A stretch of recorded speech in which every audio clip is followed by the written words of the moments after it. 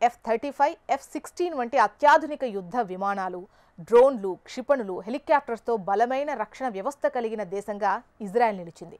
అయితే ఇప్పుడు ఐరన్ డోమ్ను మించిన మరో ఆధునిక వ్యవస్థను ఆ దేశం అందిపుచ్చుకుంది. తక్కువ ఖర్చుతో శత్రు దేశానికి ఎక్కువ నష్టం కలిగించే లేజర్ ఆధారిత వాయు రక్షణ వ్యవస్థ ఐరన్ భీమ్ను విజయవంతంగా పరీక్షించింది. ఈ ఏడాది ఈ సాంకేతికతను మరింత విస్తరించేందుకు సిద్ధంగా ఉన్నామని ఇజ్రాయెల్ రక్షణ మంత్రిత్వ శాఖ తెలిపింది. మనం హాలీవుడ్లో చూసే స్టార్ వార్ టైప్ కాన్సెప్ట్ ప్రేరణతో ఈ కొత్త తరం ఐరన్ భీమ్ను ఇజ్రాయెల్ అభివృద్ధి చేసింది.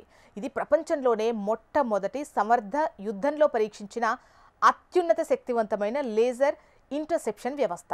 ఇది కొత్త తరం ఆయుధాలతో సైనిక రక్షణ వ్యవస్థలో విప్లవంగా మారింది. రాఫెల్ అడ్వాన్స్డ్ డిఫెన్స్ సిస్టమ్ ఇటీవల ఐరన్ బీమ్ లేజర్ సిస్టమ్ను అధికారికంగా ఆవిష్కరించింది. సంప్రదాయ మిసైల్ ఇంటర్సెప్టర్లు ఒకసారి రాకెట్ను అడ్డుకోవాలంటే దాదాపు $60,000 ఖర్చవుతుంది.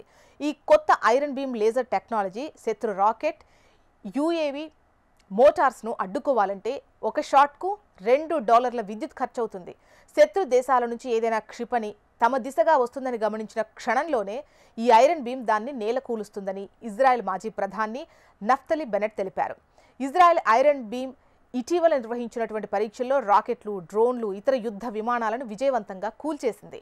ఇప్పటికే ఇజ్రాయెల్కు ఐరన్ డోమ్, డేవిడ్స్ స్ట్రింగ్ వంటి రక్షణ వ్యవస్థలు ఉన్నాయి. ఇప్పుడు ఐరన్ భీమ్ వ్యవస్థను అందుబాటులోకి తీసుకొచ్చుకుంది.